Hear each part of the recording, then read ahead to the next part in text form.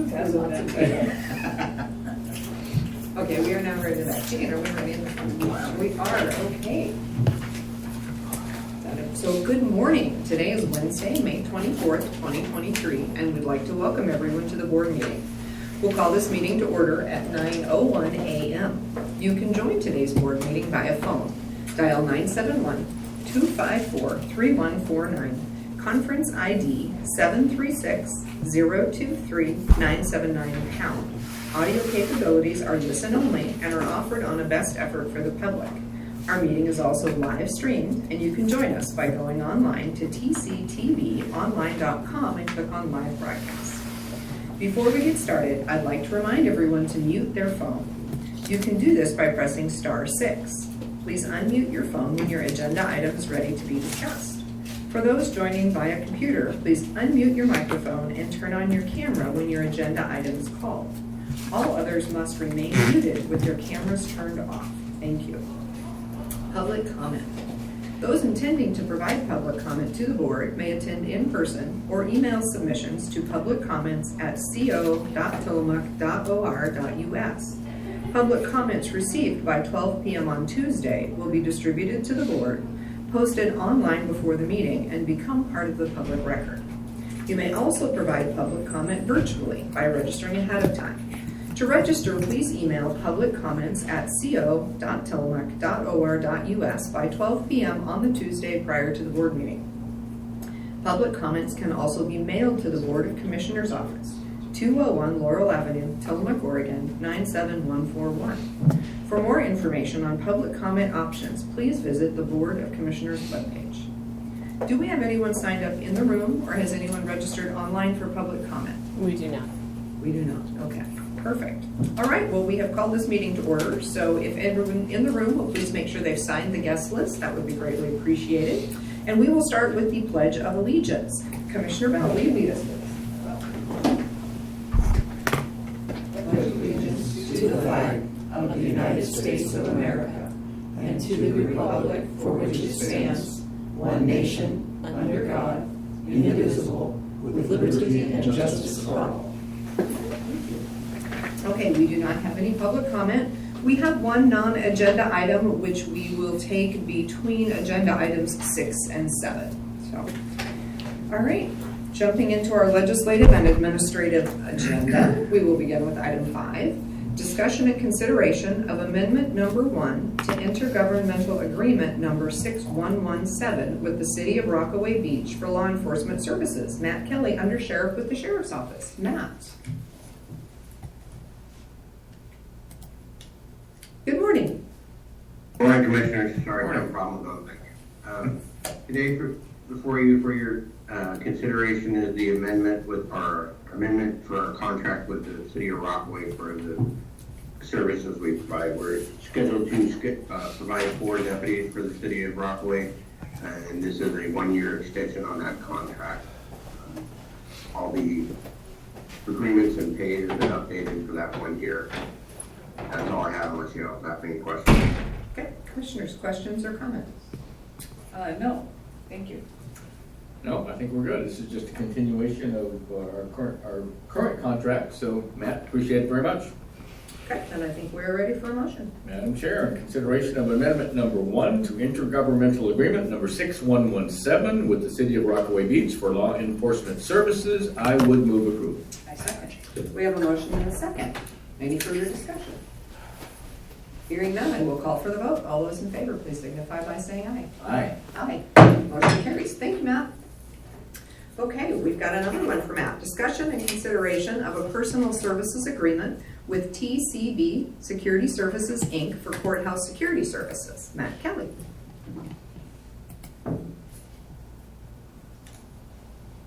Again, before you is our extension of our contract with TCB, the security company that provides courthouse security, that provides one security officer that does the check-in at the south entrance to the courthouse.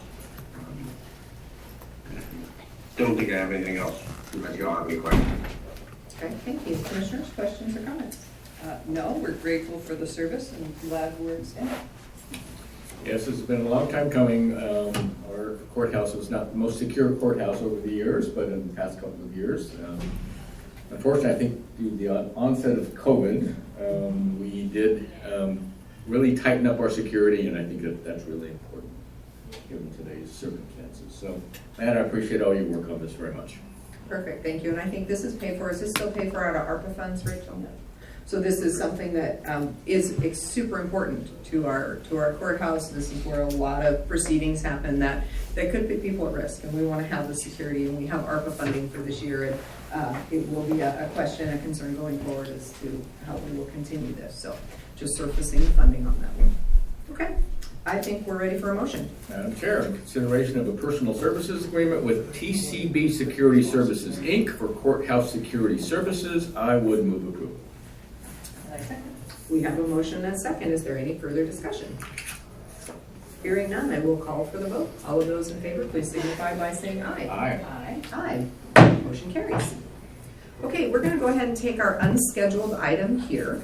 And our unscheduled item is a board order in the matter of appointing a commissioner liaison and members to the Tillamook County Public Safety Coordinating Council. And that will be carried by Commissioner Bell as the liaison. So let's see. Thank you. The Local Public Safety Coordinating Council is a long-standing group and the membership has changed. So this appointment reflects the changes in membership due to turnover and new people, and due to me being the liaison, I'm part of this order. Perfect, thank you. Questions or concerns, Commissioner? I think this is a great thing, something we need to do. This is going to determine our funding with JRI, Justice Reinvestment. It doesn't determine it, but it's important that we have a seated board of LIPSIC, because the next thing on our agenda will be to approve a letter of support for a grant that has come through LIPSIC. And yeah. Thank you for that explanation. Appreciate it very Sure. much. I've been full support here. Perfect, thank you. Yeah, this brings us into compliance with ORS 423.560, which describes the rules under which we, as the county commissioners, are responsible for convening the local public safety coordinating committee or council, sorry. And we've been working to make sure we had all the right people in the right seats so we could get the appointment officially done. So happy to do that today. Perfect. So in this, we are appointing me, Matt Tennell, Tillamook County Juvenile Department Director, Lieutenant Ani Seaholm, the Community Corrections Director, and Valerie Bundy, the Executive Director of Tides of Change. Correct. And if you look at ORS 423.560, if anyone's so interested, there are two other positions that are to be appointed that were previously appointed and so are not part of this order, and that includes our health director, which is Marlene Putman, and our mental health director, which is Frank Hannah Williams of Tillamook Family Counseling. So the one that is not yet filled is a representative of the community. We have a long-serving community member who has indicated that she will not continue, so we will be looking for that position. So, okay, I think we're ready for a motion. Madam Chair, in consideration of a letter of support, in the matter of appointing a commissioner liaison and members to the Tillamook County Public Safety Coordinating Council, also known as LIPSIC, order number 23-026, I would move approval. Second. We have a motion and a second. Is there any further discussion? Hearing none, I will call for the vote. All those in favor, please signify by saying aye. Aye. Aye. Motion carries. Thank you. You can tell I'm a little rusty here. You are. We can get you back in the swing of things. Okay, thank you for that unscheduled item. We will now move on to item number 7, which is discussion and consideration of a letter of support of an application for a Criminal Justice Commission Justice Reinvestment Preliminary Grant. We have Lieutenant Ani Seaholm from the Sheriff's Office with us. Good morning, Ani. Hello, Ani. Ani, you're muted if you're talking.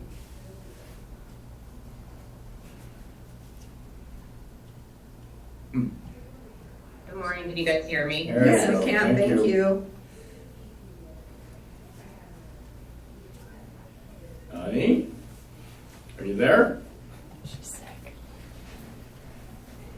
Good morning, can you hear me? There you Yes, go. we can. Can you hear us? I'm not sure she's hearing us. We hear you I fine. can hear you guys. Oh, we can hear you. We hear you. You can hear me? Yes. Okay. Good morning. So before you is the Justice Reinvestment Preliminary Grant application, and for your consideration, a letter of support. The preliminary grant application this round just talks about our proposed programs. There's no funding attached to this round of it. Right now, what we've done with Lipstick is created a smaller work group and kind of revamped our program. So we have a JRP program, which is going to focus on pre-sentence risk assessments and an intensive supervision for those that may be put on a downward departure for a property, drug, or driving crime. And then we would have our Brighter Futures program, which involves our partnership with Tillamook Bay Community College, the inmate work crew or worker status. And that would be anything from the adults in custody working in the kitchen to once we can get the actual work crew out in the field up and going. Our food handlers card program, which has been a program that's been being offered to all adults in custody. One of the deputies over there runs the program, and we see a lot of success, and a lot of those people get their food handlers cards. And then let's see, what else am I forgetting? Cognitive thinking programs that are offered in the jail through tablets, community service, and yeah, I think that's about it with the Brighter Futures program. So basically, we submit this application, and then the Criminal Justice Commission and committee review it, and then we have a second application down the road that we will have to present, and that will be tied with the funding. So if there's any questions, I'm happy to try to answer them for you today. Thank you, Ani. Questions or concerns, Commissioner? I just want to thank Ani for your amazing work on this. This is a huge project, and I'm really grateful for your work and your leadership on this. And I would concur with that. This is important work. This type of funding is essential for public safety in Tillamook County. So Ani, thank you so much for what you're doing here, and fingers crossed. I completely agree. We've talked about this each year when this grant comes up, how our community corrections and Ani's team are really, you know, they fall under law enforcement, but so much of what they do is really supporting those who are adults in custody, and as they come out of that, into programs to help them be successful. You know, it really becomes almost more of a social work job than it is a law enforcement job, and yet there's this crossover. So I just really appreciate the work that they do. I know it's a difficult balance to strike as you're working with folks who have been offenders and helping them be successful. So the Brighter Futures program has been going for a long time, very successful. Just appreciate that you are doing the work to put this huge grant together, Ani, for JRI. So. Looking for a motion. Looking for a motion. Madam Chair, in consideration of a letter of support in the application for a Criminal Justice Commission Justice Reinvestment Preliminary Grant, I would move approval. And I second. We have a motion and a second. Is there any further discussion? Hearing none, I will call for the vote. All of those in favor, please signify by saying aye. Aye. Aye. Motion carries. Thank you. Okay, thank you, Ani. Thanks, Okay. Commissioners. Item number 8, discussion and consideration of a 14th Amendment to Oregon Health Authority 2021 to 2023 Intergovernmental Agreement number 169528 for the financing of public health services. We have Marlene Putman, Administrator, Health and Human Services Department. Good morning, Marlene. Good morning, Commissioners. Yes, as you'll become familiar, we're moving on with an additional amendment to our original Oregon Health Authority agreement for the biennium, as indicated in the title for the 2021 through 2023 biennium, which runs June 30 of 2023. There is one item specified in here. The authority for modification is typically in the same spot under Exhibit J, but the section specifically for this one that relates to financial assistance award. So that is attached to these materials in this amendment. It's on page 3 through page 6. Specifically on page 4 of 6, you'll see PE 51-03 and PE 51-05. PE 51-05 relates to CDC, communicable disease, public health infrastructure funding. So there's it listed as an increase of $189,910. But basically, this allows for rollover from 1 year in the biennium to the next year in the biennium. So this still indicates that we have to spend this remaining balance of $189,910 by June 30th, 2023. Not a lot of time. So the background on this is the funds were allocated to prepare for and respond to COVID-19, which is a communicable disease, responsibility for public health to, respond, intervene, provide vaccine, etc. So part of our strategy was to hire staff because we had this huge demand for services and we were really putting a lot of burden on our staff, but we couldn't hire staff during that time because, well, who knows? There were many reasons why we weren't able to fill these vacancies. One of them included our mobile clinic driver, as we used our mobile clinic throughout the community, but we didn't have a driver. So we had to be really creative about how we got the mobile clinic to different locations with people that were trained and appropriate to drive. We were recently able to hire a mobile clinic driver, so we can use some of those funds for that salary. Further, we are still looking for staff to fill some of the vacancies, but our primary focus now is on using these funds to provide a generator to the new building that we are building, or we're building, but we're also improving on 8th Street, which is right next to our main clinic, and to generate the building fully. So if we have to respond to an emergency, or we have a response for another communicable disease or COVID again, don't even want to say it, but some other variant, we can generate that building and operate when power is out elsewhere, or when there's an overload on any kind of system, we will automatically be able to continue services. That is very expensive to do that, but at least it's good timing with the wiring, etc. So that's around $90,000 to $100,000 to purchase the generator, to wire and install it. So we have placed those orders. They need to be placed before June 30, so those are in process right now. The other portion of the funds that we originally intended was to purchase 2 mobile units, 2 different vans that are smaller that allow us to get out in the field, bring somebody just to sit to get an immunization. You don't have to haul out the great big huge thing. You can 4-wheel drive it to a farm if you need to, that kind of thing. Well, we got one of them, but the other one got canceled. As you know, there were supply shortages and we weren't able to get vehicles.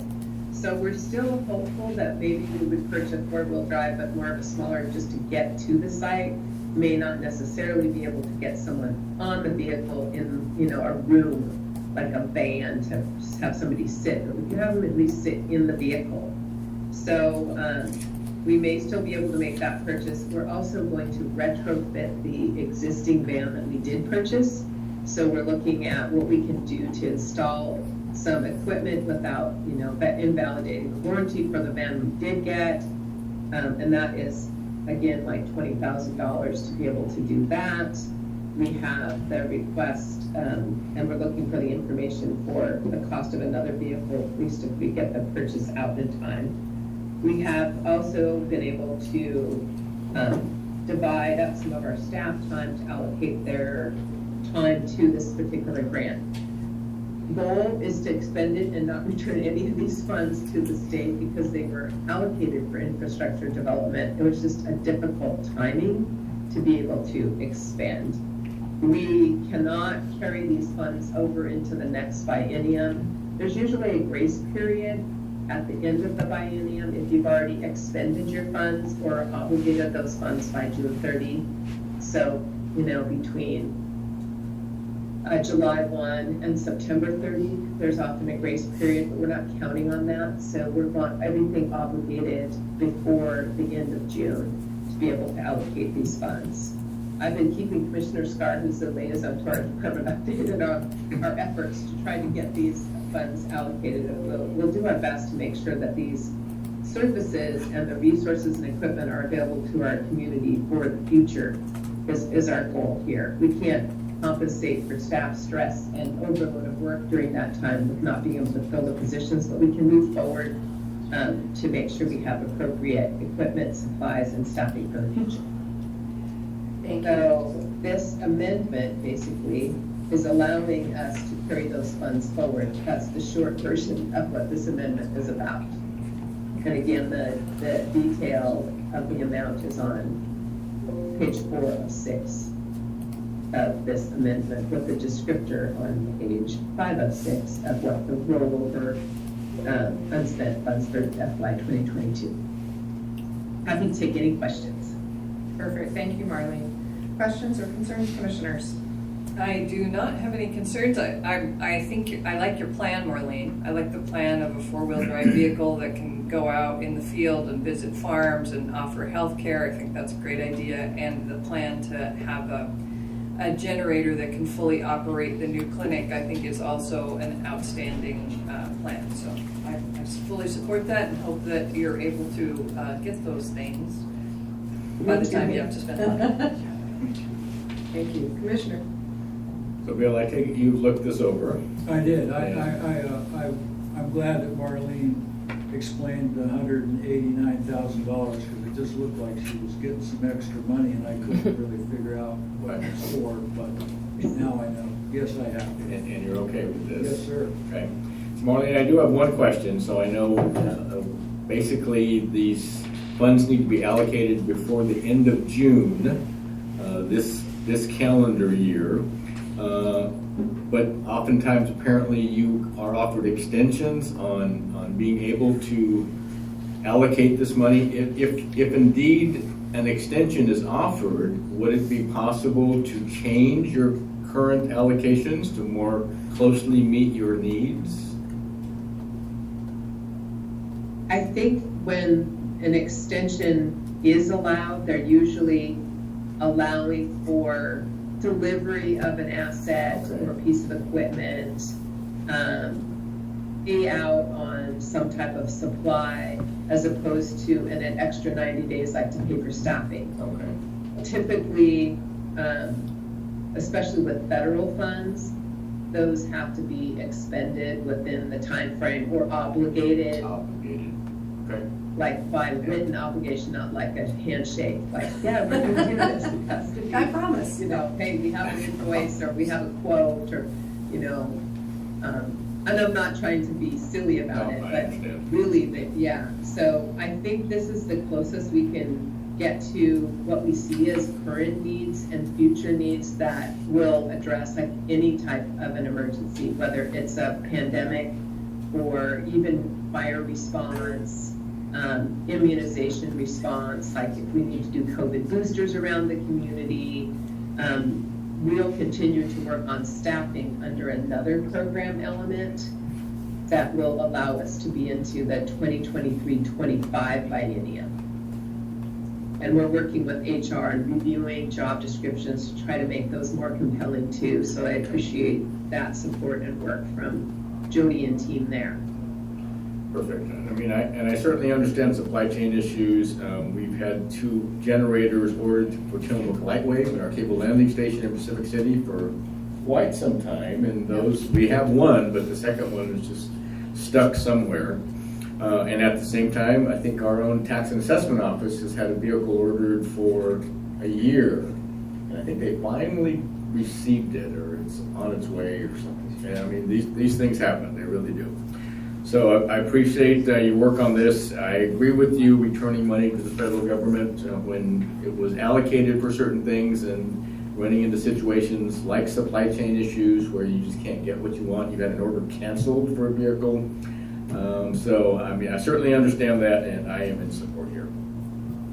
Perfect, thank you. Yeah, and Marlene, I appreciate the shifting of gears. I know that we have been talking about this and you know, been really struggling with not having the staff and what that means for the challenges for your department and what everybody has to do to backfill and make sure the work those staff would be doing gets done. And this doesn't answer that, as you clearly said, but it does make sure that funding is not returned and is used for really good purposes for our future relating to responding to public health crises. So I think, you know, I think it's a good shifting of gears. And I think just, you know, we're all in the budget conversation and talking about how is money spent, and it's important to note that this is part of the special revenue funds related to the health department, health and human services. This is not funding that could be used in a different department. It's not funding, obviously, that we could even hang on to or carry over.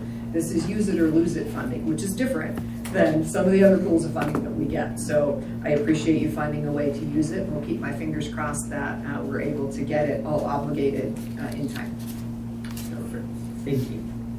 Okay, so this is the end of this fiscal for this, the 14th amendment. So that's not, I've seen amendments up into the 20s, and so this isn't too bad. Madam Chair, ready for a motion? Yes, please. Madam Chair, in consideration of a 14th amendment to Oregon Health Authority 2021-2023 intergovernmental agreement number 169528 for the financing of public health services, I would move approval. I second. We have a motion and a second. Is there any further discussion? Hearing none, I will call for the vote. All of those in favor, please signify by saying aye. Aye. Aye. Motion carries. Thank you. Thanks, Marlene. Thank you, Marlene. Thank you. Good luck. Okay, item number 9. Discussion and consideration of an order in the matter of declaring county-owned property as surplus. We have Chris Levy, the Director of Public Works. Good morning, Chris. Good morning, Commissioners. No background story with the image behind me, other than vegetation grows fast in the county. Like that. Chris, I think you need to replace that stop sign behind you. County parks, so we have a 1987 GMC dump truck. County parks is in need of a vehicle. This is a dump truck that we don't really use too much. It served as a backup snowplow for us. It is an older vehicle that we really don't need to be driving on the county roads.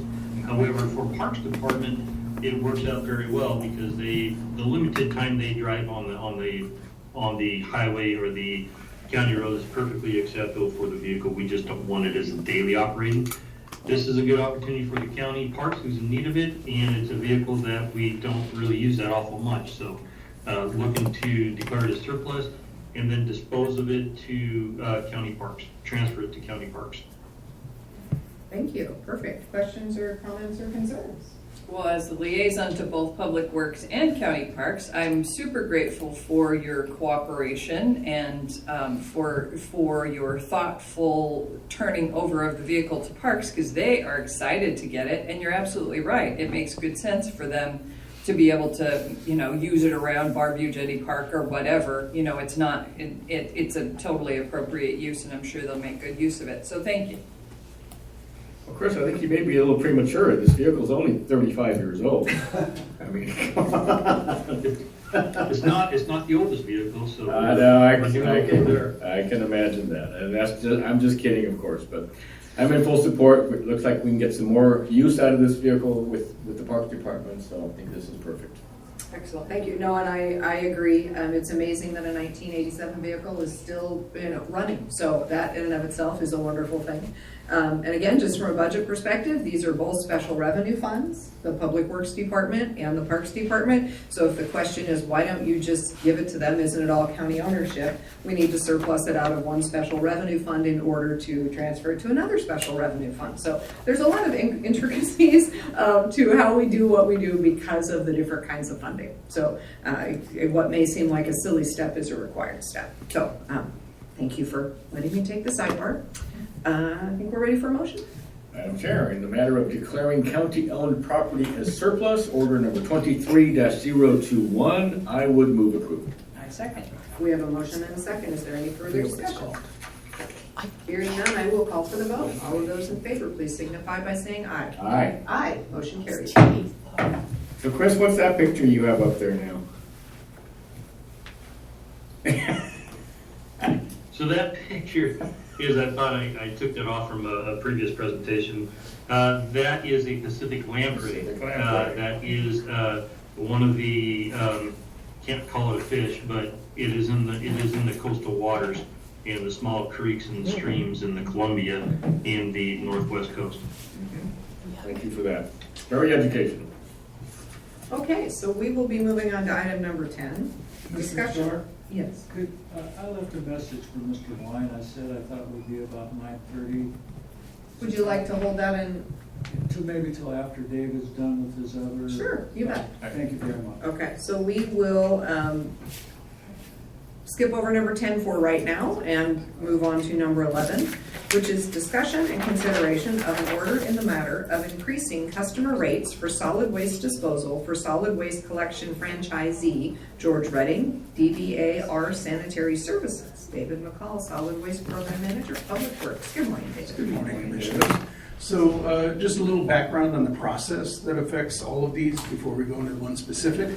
So in Tillamook County, we have 5 exclusive hauling franchises. So those are the regional garbage service areas. We have 4 haulers for that. So yeah, the math doesn't exactly add up, but there's a reason for that. So we have 5 franchises with 4 franchisees. And in accordance with Ordinance 4, they are allowed, or they are required to present financial reviews for us, for financial reports to us each year. They're required to submit those by March 31st of each year, showing the previous calendar year, what they had in terms of revenues, what they had in terms of expenses. And in Appendix C of each franchise agreement, the board and the haulers agreed to several different stipulations. So what are allowable, what are non-allowable expenses, and an acceptable rate of return, which in our agreement is between 8 and 12%. So the reason for the 8 and 12%, the board has, this is essentially, it's what we refer to as a regulated monopoly. They have an exclusive agreement to be the only company authorized to charge for hauling waste in that area. And so we want to make sure that the customers, the residents, are not being, for lack of a better term, gouged. You know, they're not charging too much and they're not making too much money. We don't want to see our haulers off, you know, spending their time on yachts in the Caribbean a few times a year. We want to see them, you know, engaged in the local community in here, but also we want to make sure that they're not scraping the line every single month, trying to make payroll, trying to pay for their fuel expenses, things like that.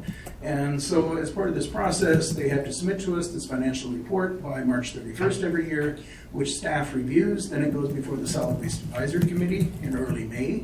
Then it comes before the board with SWAC's recommendation, which can be a positive or a negative recommendation. And included in this is not only what their actuals were for the previous calendar year, but also, so if they're allowed, if they're approved by the board to change their rates, increase their rates as of July 1st, what that would mean for the next fiscal year, so from July until the following June.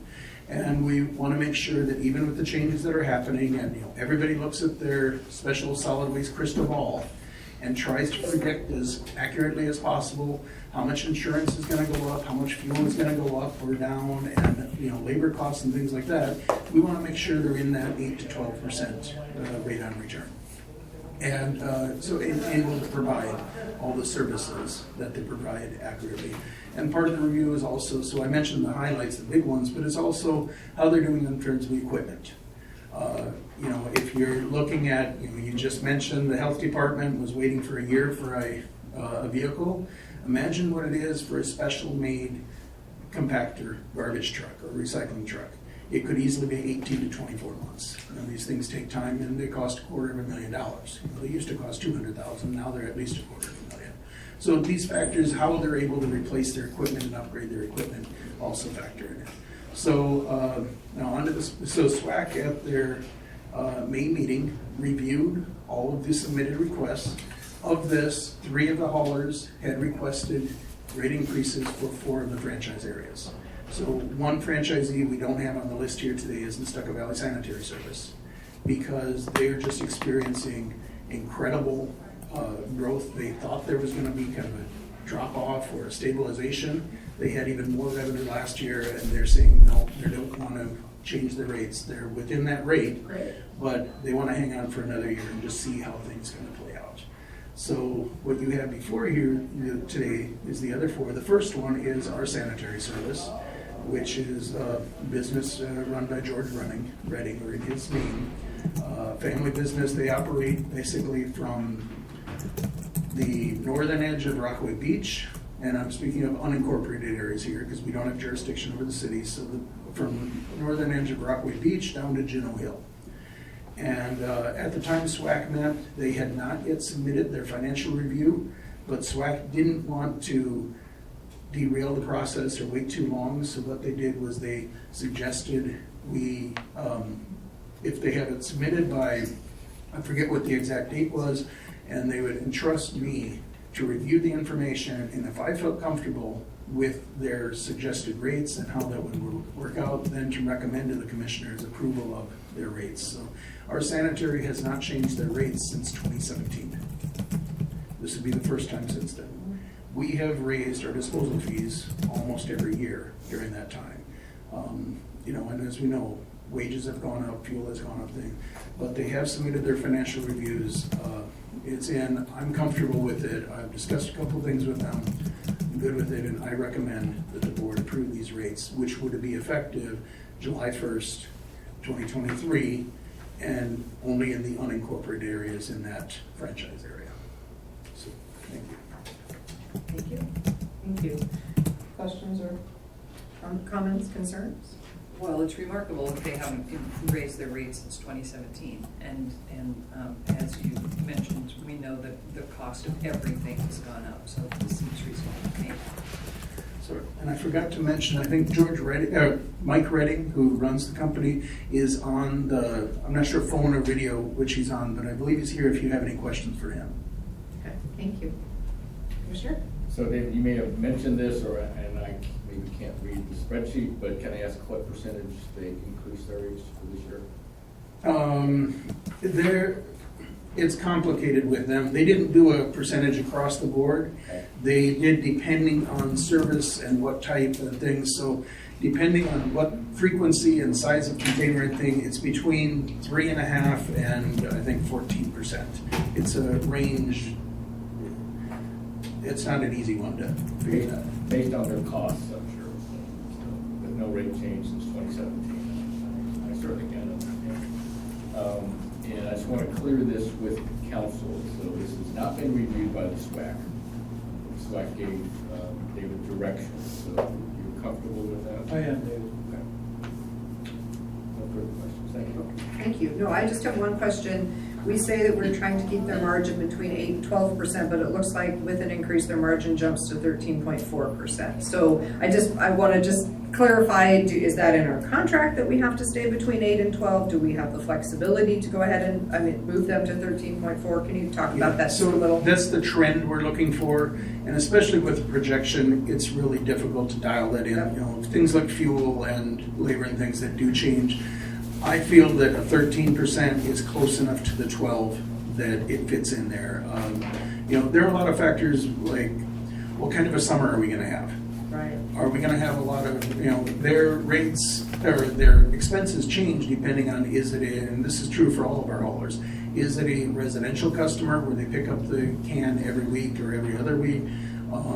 Is it a short-term rental where it's depending on whether or not it's rented out when they get picked up? Is it a commercial operation which has a lot more in the summer and then a little less in the winter, or is it a commercial operation which is able to maintain that service throughout the year? So that's what I said, each hauler has their own little crystal ball, which they try to dial in. And, we don't want it to be a 19-20%, but I think a 13 is within Okay. range. Thank you. I just wanted to make sure that we weren't tied to that 8 to 12 and missing that in here, because clearly their 2022 actual was 8.4, so they are right at that margin. As you said, they haven't increased since 2017. So when you look at that, Yeah. it's the right-hand side, I think they're the pink colored. That's what you should be looking at, not the Right. left hand, because the left hand is total. Correct. Their 2022 actual in the pink showed at 8.4, and then it showed projected without a rate increase 9.9, and then with a rate increase of 13.4. Okay. So I think I'm looking Yep, at you're it. good. Okay, perfect. No, thank you for that. I appreciate that. Okay, so we are taking these one at a time. So thank you for all that information. I think it will help us as we keep working through the list. But we are, I believe, ready for a motion for item number 11. And so if Mr. Redding is online, is there any comments that you would like to make before we vote on this? No.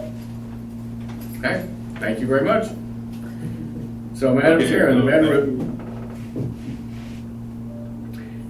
matter of increasing customer rates for solid waste disposal for solid waste collection franchisee, George Redding, DBA Sanitary Service. This is order number 23-022 for solid waste service district number 23-006. I would move approval. I second. We have a motion and a second. Is there any further discussion? Hearing none, I will call for the vote. All those in favor, please signify by saying aye. Aye. Aye. Motion carries. Thank you. Okay, moving on to item number 12. Discussion and consideration of an order in the matter of increasing customer rates for solid waste disposal for solid waste collection franchisee Walker Waste Solutions DBA City Sanitary Service in unincorporated areas. David. So I will forego all the things I said before and just skip to the essence on this. So City Sanitary Service operates the franchise area basically from Juno Hill through Pleasant Valley. And so what we look at is everything outside of the city of Tillamook because that is an incorporated city and we don't have jurisdiction there. And so they have submitted things and you'll see from their numbers, I think the big, their crystal ball didn't work exactly right when they predicted the fuel costs, what they were going to be, because they under-predicted what they were going to be, or maybe they thought they'd go down a little. I remember Mr. Poppy and I had a discussion a year ago, and I said, are you confident that? And he says, yeah, I think we're going to be okay. Well, no, it didn't work out quite as well, but so they're a little on the lower end because of that. But with their rating, they're looking for a 5% increase, and which is pretty much straight across the board, with the exception of some rounding. They don't like to charge like 37 cents, or whatever, but rounded to 40 or 50 or down to 30. And so they had their materials there. The Solid Waste Advisory Committee discussed it, recommends approval. Staff recommends approval, and I know Mr. Poppy is here. If you would like to ask him any questions, I'm sure he'd be happy to address them. Okay, perfect, thank you. Commissioners, questions, questions for Mr. Poppy? I don't have any questions. This rate increase seems perfectly reasonable, and so I'm just grateful for your service. And for any people listening to this meeting, we need healthy companies providing trash and disposal services for our residents. We really do. If they're not making money, then they're not going to be around forever, and that would create a real problem for residents in Tillamook County. So I see this as being extremely reasonable. If Mr. Poppy would like to make any comments, we'd be happy to hear, but I don't have a problem with this at all. Okay, thank you. I don't either. Looks like he's projecting a 9%, so as long as he feels like that and feels better about the crystal ball this year, then I am definitely in support of that. Mr. Poppy, do you have any comments that you would like to make? No, just thankful for the opportunity to provide a service in the county, and we should be able to hopefully stabilize our increase in expenses in the next year or two. That's been the major thing driving rate increases over the last 2 years, is just an increase in labor expenses and every other category of expense. So. Yeah, no, I think that all of us have seen the effects of inflation across what we do, and as businesses, you're feeling it very acutely. So, yeah, thank you for that. Okay, I think we are ready for a motion. Madam Chair, on the matter of increasing customer rates for solid waste disposal for solid waste collection franchisee Walker Waste Solutions, DBA City Sanitary Service in unincorporated areas, order number 23-023, solid waste service district number 23-007, I would move approval. I second. A motion and a second. Is there any further discussion? Hearing none, I will call for the vote. All those in favor, please signify by saying aye. Aye. Aye, motion carries. Thank you. Okay, moving on to item number 13, discussion and consideration of an order in the matter of increasing customer rates for solid waste disposal for solid waste collection franchisee Walker Waste Solutions, DBA City Sanitary Service in Oceanside. David McCall. So, in addition to what I said before, you may recall what I started with saying, we have 5 franchises served by 4 franchisees. So, City Sanitary Walker Waste Solutions acquired the Oceanside franchise, I believe it's 2 years ago, and so when taking it over, as you know, whenever you take over a different entity and try to merge it and integrate it into yours, you can either do it really quickly and harshly and rip that Band-Aid off, or you can go through a gradual transition. So they're going through a gradual transition to really harmonize the services that as they have been offering them and are offering them with those that were a bit unique to Oceanside. There were some things that were a little different, and some of them are services, some of them are pricing ways. And so every year they're trying to align more and more things, and this is going through the process. So this is also a 5% increase, also supported by the Solid Waste Advisory Committee and staff. But it's just a little bit different because it's Oceanside, which is not yet on exactly the same par level with everything as the rest of the franchise. But I think a few years from now, we will no longer be treating this as a separate franchise. But until we get to that point, we need to. Thank you. Questions, comments? Sounds good. I would concur. I don't see any problems here. Okay, perfect. And the only comment I would make is you can tell where I'm going is the bottom line that they have a 7.5%, and I understanding that's because they're trying to bring Oceanside along and wouldn't want to just jump it up there to the high level, but feel confident that that's a margin that you can safely operate in. And as we discussed during the Solid Waste Advisory Committee meeting, the Oceanside franchise is very small, and they service it with their staff, and it's the division especially, the revenue is very clear, because if you have somebody in Oceanside that's paying you, you can separate that out. But on the expense side, it's an allocation. And it could be that maybe they're misallocating by an hour a week, and that would throw it 2% or something like that. They're trying and doing a good job trying to guesstimate or allocate as good as possible. But the 7%, that's not as set in stone with this one because it is an internal allocation.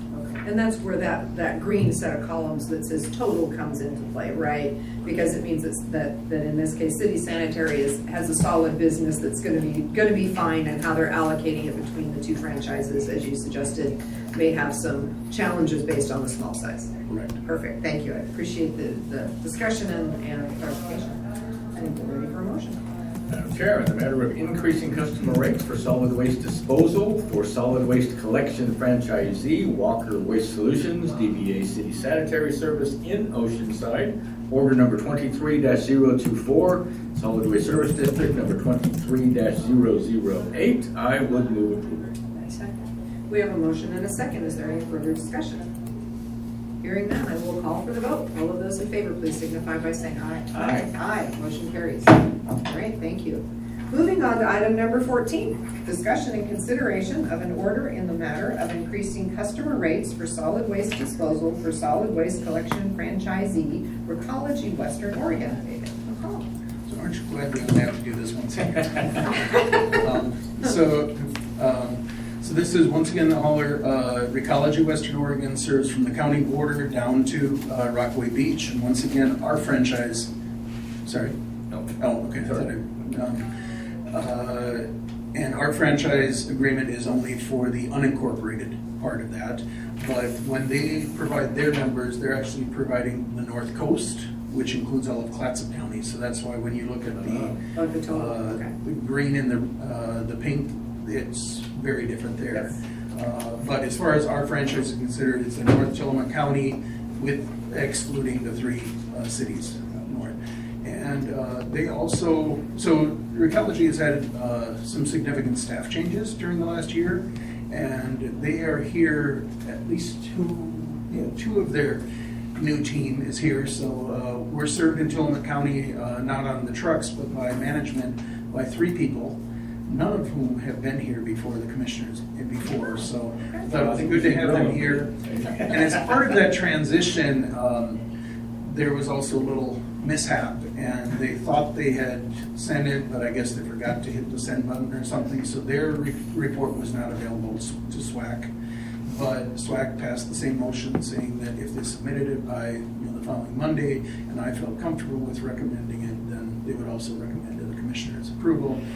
They're also looking for a 5% increase.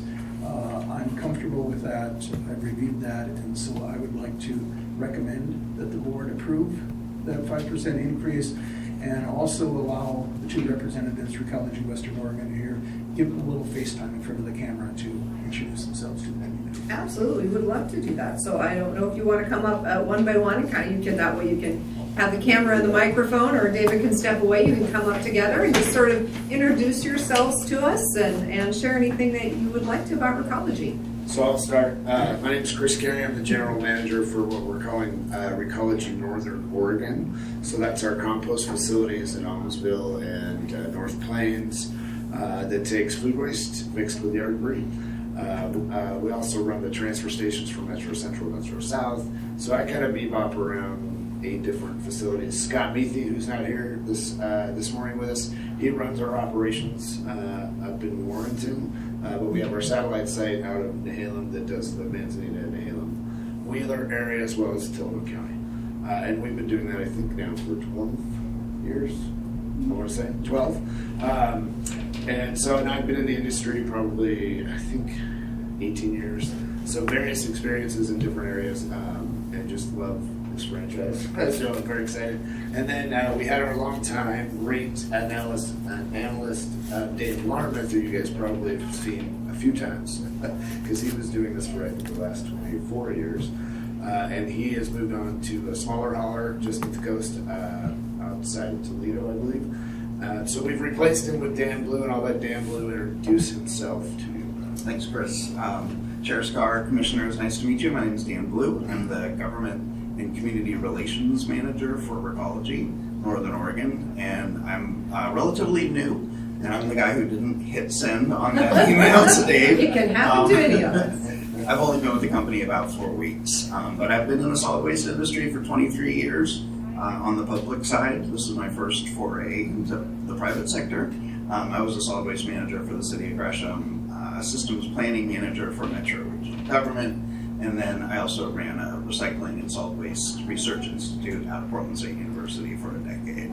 So I've worked up and down the waste stream over the years, and really excited to be part of Recology. It's an employee-owned company, the only large garbage company, I think, in the country that's employee-owned. And I always thought, as a regulator myself, I always thought if I ever work for any garbage company, it's going to be Recology. So I'm very happy to be here, and nice to meet all of you. Wonderful, well, welcome and congratulations on your new job. Questions or comments, commissioners? Gentlemen, welcome. It's nice to meet you both. We're pleased that you came and joined us in person. Thank you. Congratulations on your jobs. Thank you. I'd like to say I live in North County. Recology is my garbage hauler. It's a great company. I get great service.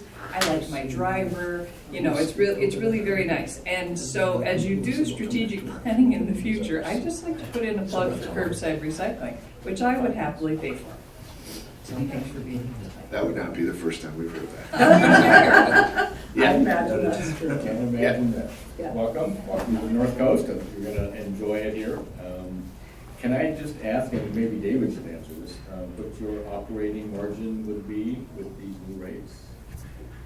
Have you worked? It's like 9.8, I think is what Yeah, it it's was. So it's right in the It's middle. on here. I don't have that. Okay. Was it 9.5 or 9.8? 9.6. Take that back, I do have it. That was close. Yeah. We tried to peg the mid-range. It was out of. Out of order. Yeah, they're kind of Okay, challenging there you because go. the way they Yes. flip in our Yes, packet, yes, they went yes. Okay. this way. Perfect. I take back that question. It is. Okay. Welcome. Thank you. All right, thank you so much. Okay. So I think we are ready for a motion. Madam Chair, in the matter of increasing customer rates for solid waste disposal for solid waste collection franchisee, Recology Western Oregon, order number 23-025, is that how you would read that? 025? 025, and Solid Waste Service District, order number 23-009. I would move approval. I second. We have a motion and a second. Is there any further discussion? Hearing none, I will call for the vote. All of those in favor, please signify by saying aye. Aye. Aye. Motion carries. Thank you. Thank you, David. Okay, we're going to We're not done with continue. you? Not done with No, not done with them. We're going to continue to items 15 and 16, and then we will circle back to item number 10. At the end of the meeting, I see that Mr. Wine has joined us, so we'll circle back to that one at the end. Okay, item 15, discussion and consideration of change order number 1 to contract number 6249, contract for general services with Dairy Compost Inc. for processing of yard waste into a marketable product. David. So, as you may recall, Compost Inc., Dairy Compost Inc. is the company that we deliver our chipped yard debris to, and they operate out at the Port of Tillamook Bay. And we had an RFP a couple of years ago to choose a company to receive this. They submitted the winning bid, and it's a tonnage-based bid, so price per ton bid that they submitted, and we had the option to renew it every year. And the basis of the price change is 80% of CPI. And so now that's what we have in front of us. CPI has come out for the month of April, which comes out in May. It came out, calculated the 80%. That's why this cost will change, go from, oops, I thought I had it in front of me, from, I think it's $34 to 35 something. 35.33, effective July 1st for the next year. Just so you know, we supply them approximately 1,500 tons of yard debris every year. A lot of that, about a half of that is through the ODF yard debris program, and the other half just, people doing the right things and not throwing their branches away and, things like that, but actually composting it. So, and at Dairy Compost, it is mixed in with manure from farms. I think 6 different farms is what they have. They mix it in with that, and it's made into compost, which is then used in landscaping operations and on fields. So it's a good service. I would request that you approve this. Perfect, thank you. Questions, concerns, comments?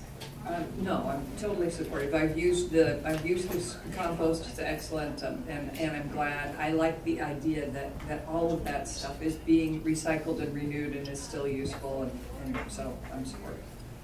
I would concur. This is recycling at its finest here. Natural product that we compost and reuse.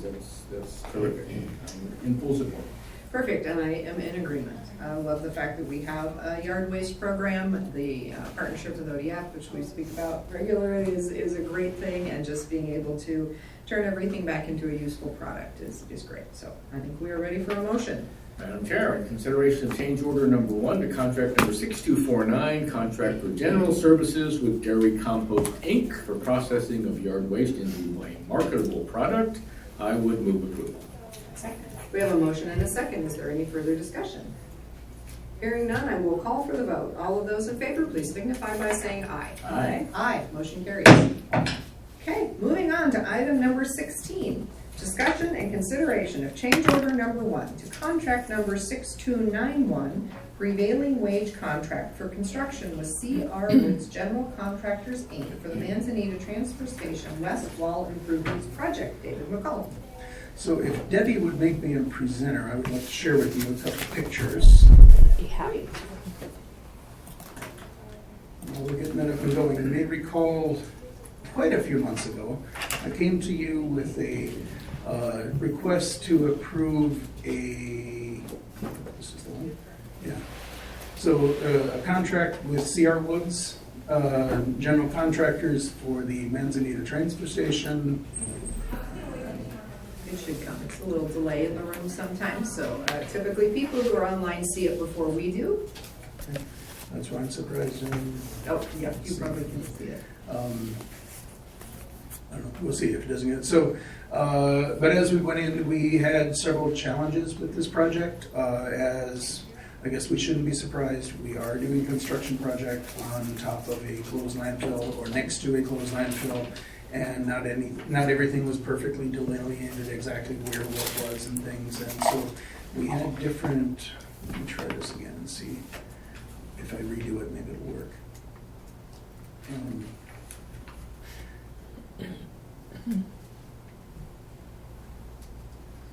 Nope, not one will work. Rachel, are you in the meeting or are you seeing it? Oh, okay. I can be though.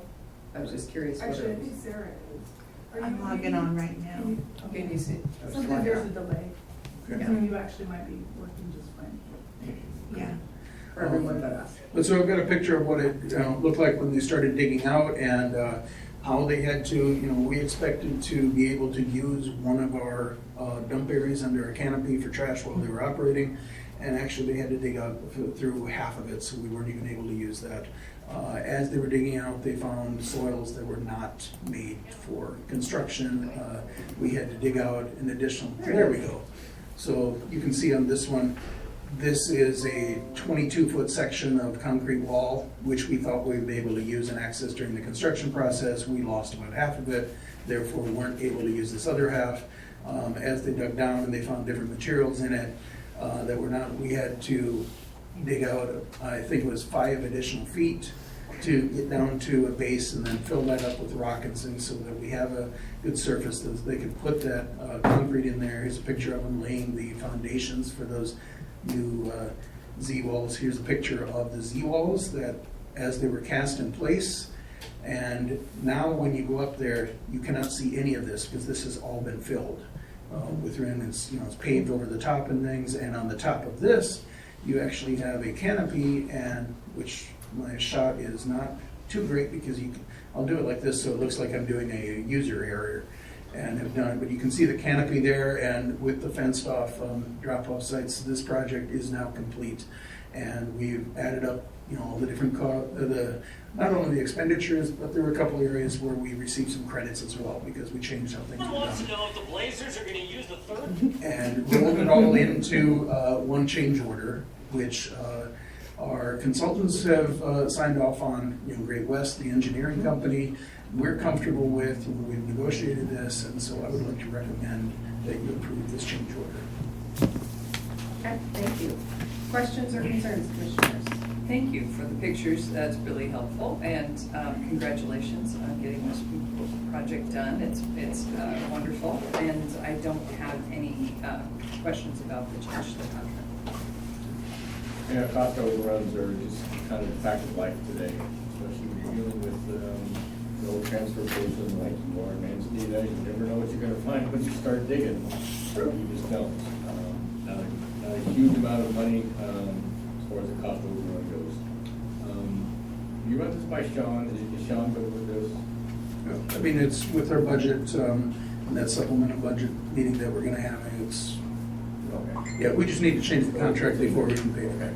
Okay. And the revenue is there to do it, so. The revenue is there, and just as a reminder, this is part of the, you may remember, because it's been quite a while now, about 6 months back in December, you approved that we submit an application for the state revolving fund, which, if approved, will come through and actually we'll look at it, getting reimbursement out of there. We've worked this into our next year's budget because we're not going to have a contract for that until sometime in the summer, mid-fiscal year. Okay, perfect item as well. Much needed construction and pleased to have it set up in an orderly and efficient way for everyone to do what they do. So, ready for a motion?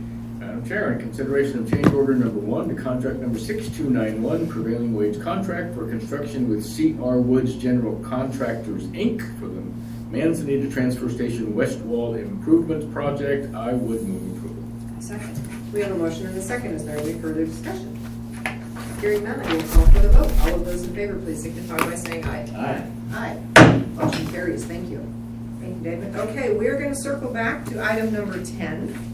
Discussion and consideration of the abatement of the solid waste violation at 22250 East Beaver Creek Road, Cloverdale, Tillamook County, Oregon, Township 3 South, Range 9 West, Section 16, Tax Lot 1200, David McCall. I will just remind us that we have now, this is the second time that we've had, this will be the third time we've had this in front of us, and that this is coming back at the request of commissioners with additional photographs so that we can understand what the site looked like when Public Works arrived.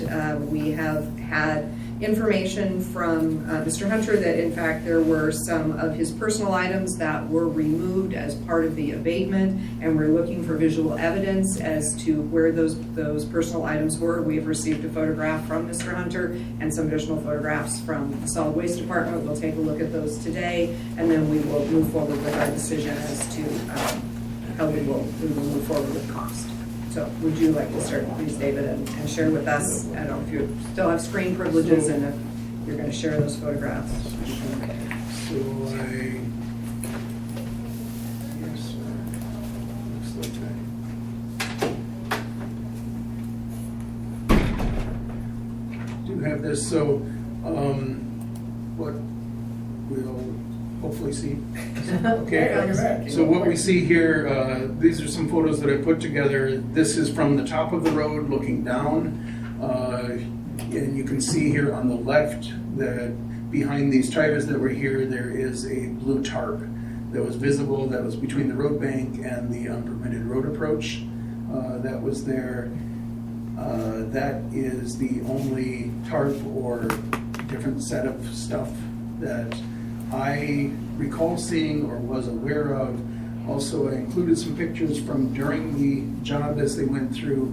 So you can see along here, there were things along that road approach. These are now taken from the bottom, looking up, tires alongside, some planks that were taken off, some different, here on the left, you once again see that blue tarp in the background there.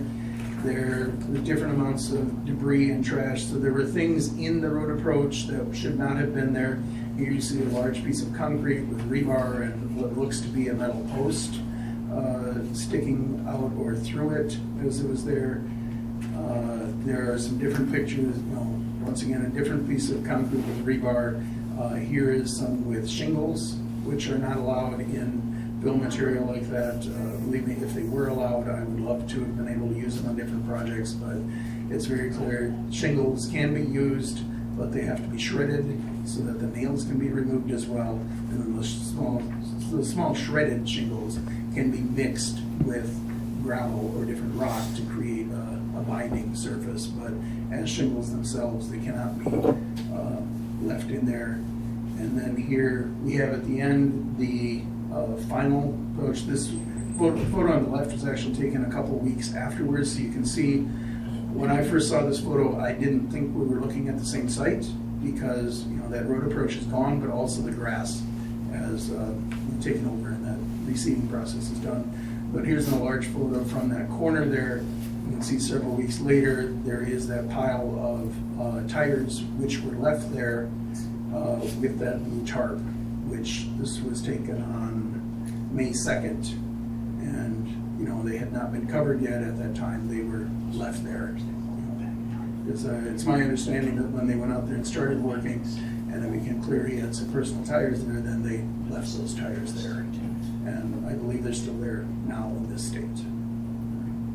So the only other thing I would like to just state once again, so the amount that I put together as a cost, those were actually costs incurred by the Solid Waste Department. So as I mentioned, we did not put in any time for management, Chris Leahy, Chris Lawfulmaker, myself, we didn't put any of that in there, postage and things like that. We didn't, it was only costs incurred at the landfill or at the transfer station for the tires, for the waste which was disposed of, cost incurred for labor and equipment and disposal. Those are the things that were in there, so the costs actually incurred by us. That, if you have any questions, I'm happy to try to answer them, but that's what I have. Thank you, I appreciate that. There was one photograph that was submitted by Mr. Hunter. It's been in the commissioner's office. Commissioners, you all have a chance to look at that photograph? Yes. Okay. Do you? Okay, perfect. Questions for Mr. Paul?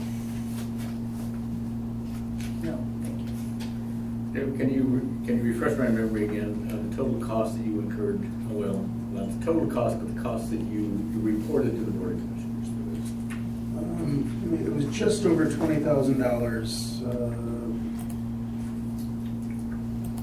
20,026.04 was in the prior board order.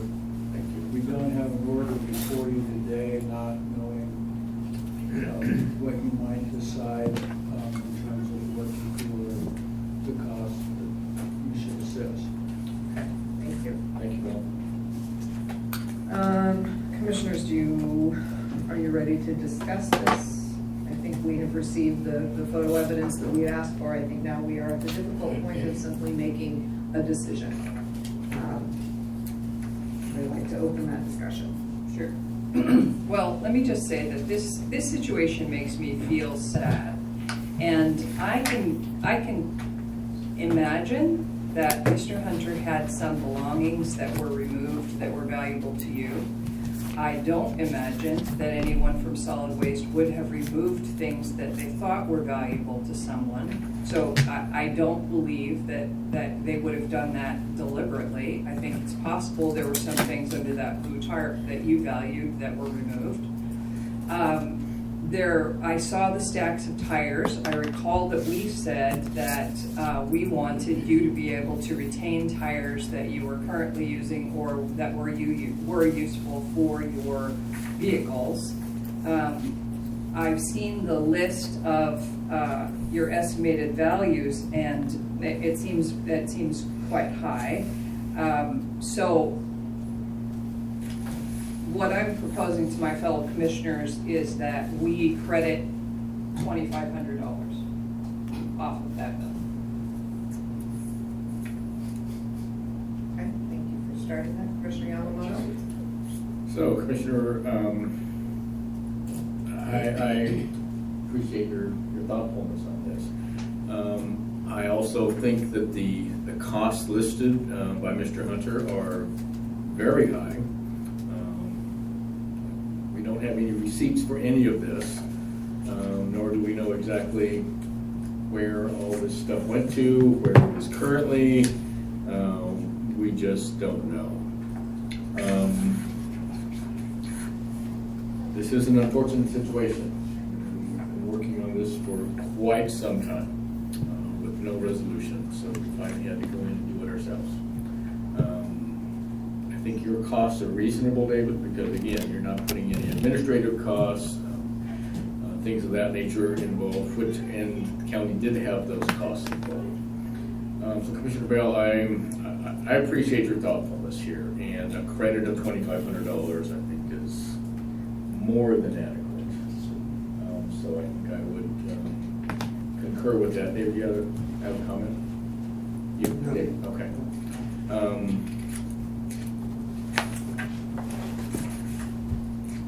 And again, I'm reviewing this. I thought there was a page where all of the total costs that Mr. Hunter came up with were listed, and I don't see it on this. Somewhere around 18,000. So, and again, I just think the costs here are highly inflated. I would be agreeable to a $2,500 credit. And I would agree, this is a very unfortunate situation, but in looking at the photographic evidence, I was not able to see evidence of these items. I was not able to see evidence of a tent that was large enough to hold this amount of items. And so, again, not in the photographic evidence that was clear. So while I agree this is an extremely unfortunate situation, I certainly wish it could have had a different outcome. I certainly wish that Mr. Hunter could have been able to clean it up himself so we would not have been in a situation where we had to enter the property. That is never our goal. And we did work with Mr. Hunter over quite a period of time to give him the opportunity to do cleanup himself. And unfortunately, the county was put in a position where we had to enforce our code related to solid waste, and here we are today. So, fellow commissioners, I would agree with your $2,500 credit, and I think that we are ready to move forward with this. So, Bill, we then would need a board order at a subsequent meeting, which would take that 2,500 off of the 20,2604, which we would then approve. Then the letter will be sent to the property owner. I'm sorry, her name's not at the top of my brain right now. And she will have 60 days to arrange for payment, or it will be come back to us again to be a lien against the property. Is that correct? Not less than 60 days. Not less than 60 days. So we would look at 60 days for a response and then move forward from there. Sure.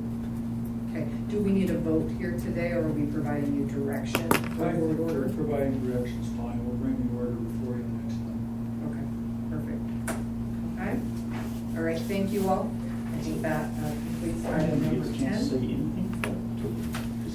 Okay, so we move on to item number 17, 17, which we board concerns. Do we have any board concerns today? Board concerns, do that? No, we're happy to see you. Okay, no board concerns. I'm going to take board announcements. We will be recessing into executive session, but I will go ahead and do the board announcements prior to that, as we do not expect to make decisions and come out of executive session to take any action. So, board announcements.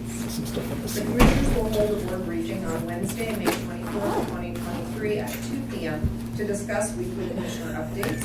The meeting will be held in the Board of Commissioners Meeting Room 106 in the Tillamook County Courthouse, 201 Laurel Avenue, Tillamook, Oregon.